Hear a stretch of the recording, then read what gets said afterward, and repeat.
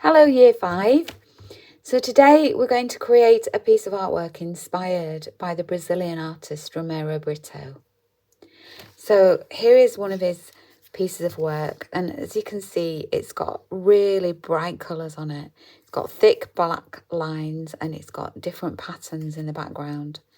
The main focus of this one is a heart with an organic cloud shape around it. Then have another one, which was an elephant, which again has the black lines and the patterns and the very bright colours. This one is an apple. This one is another heart with like a landscape of hills and the heart going into the background. There's a peacock. You can see the peacock feathers, the little circles at the top. A dog, which I love. I really like his shiny nose. A teddy.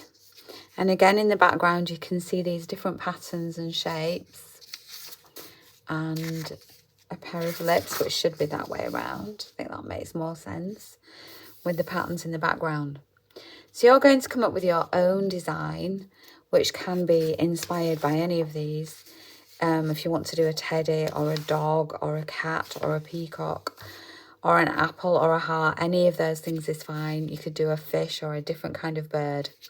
So the first step for you to do this project is using a piece of A4 white card, lightly draw out the main focus of your design on there. So I'm going to be inspired by the apple picture, but you can be inspired by whichever one you want to. So this is sort of like the one that I'm using for my inspiration.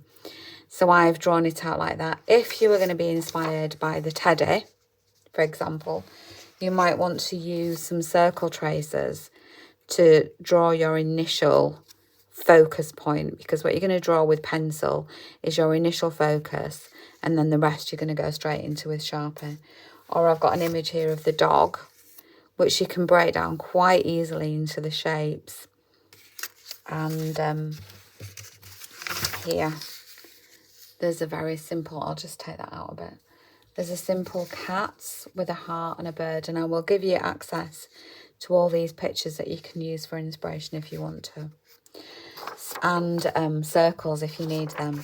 So I'm going to go back to my apple shape, and I have got a thick black Sharpie. So I'm going to outline my apple, and then I'm going to break the shape up into different sections.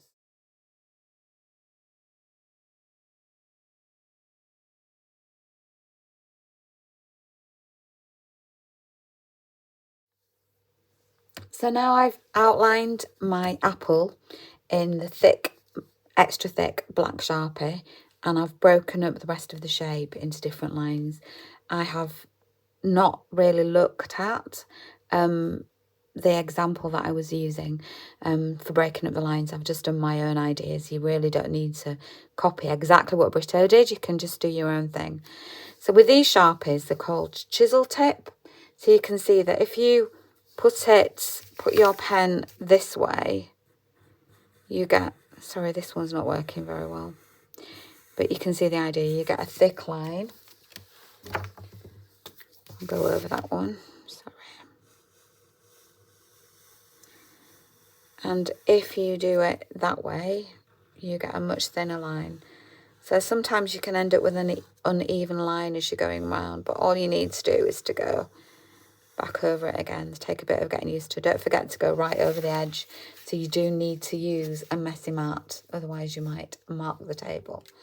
So some of these lines are a bit thin, so I might make them a bit thicker by going over. So once you've got your basic shape drawn, you've outlined it in black, and you've broken up the rest of the shape into lines, which is very much like Picasso did his cubism, then you can start to think about adding colour. Also, when you're using a ruler, if you move your ruler over where you've just drawn it too quickly before the Sharpie's had a chance to dry, you end up with a bit of a smudge like that, but don't worry about it.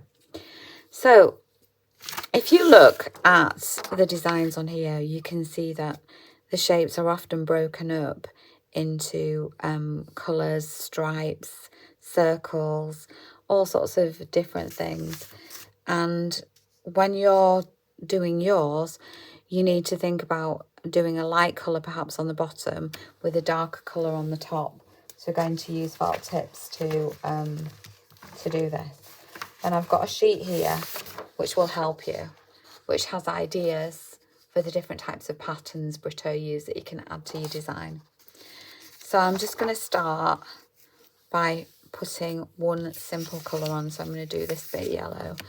And when I'm adding colour with a felt tip, you sort of need to work in stages. And with the felt tip, it sometimes takes a little while for the ink to reach the nib. So if you try and go too quickly, you can end up with it feeling as if it's dried out even when it hasn't. So just working like this in between your thick black lines. And if you go over a little bit, don't worry, because you can always go over your black line again. Then get your base colour down. Really doesn't take very long if you focus.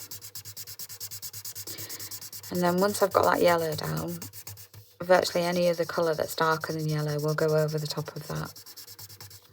So I'm going to go with red. And I think I'll do some red circles. So I'm going to draw the outlines of my circles first. So when you're doing this, it's just really good fun. Britto's work is bright and fun and exciting.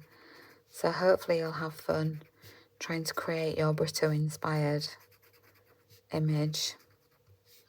And I'm going to keep going, adding a bit more colour as I go, and I'll get back to you in a minute.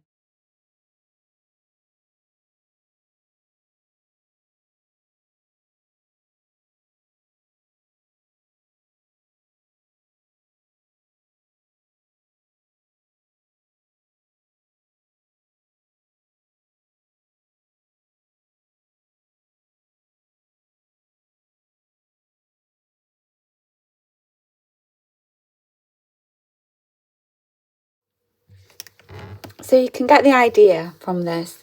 Using a lighter colour on the background, you can put a darker colour on top. If you're going to do stripes, just draw the stripes and fill it in with the different colours you've got. You don't have to colour every background. You can leave some backgrounds white and just put the patterns on. Use this sheet to help you. You can use hearts, the funny thing that's a bit like writing, circles, flowers, whatever you want to do.